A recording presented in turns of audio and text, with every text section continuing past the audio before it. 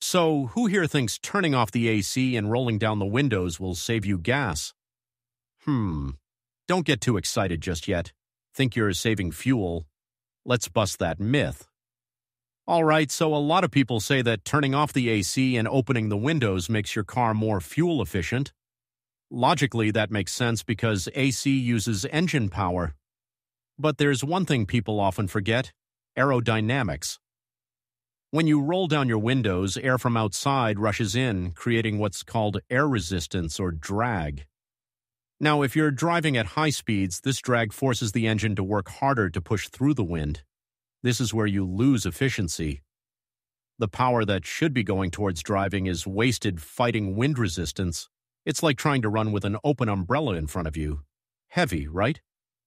So, if you're on the highway with your windows down, sorry to break it to you, you're not saving fuel, you're actually wasting more.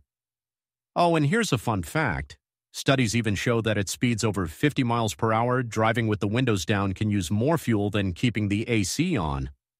So, if you're speeding down the freeway, just turn on the AC. It's more efficient and a lot more comfortable. In conclusion, opening the windows at high speeds won't save you gas. It'll actually make the engine work harder. If you want to save fuel, turn off the AC when you're driving at lower speeds around the city.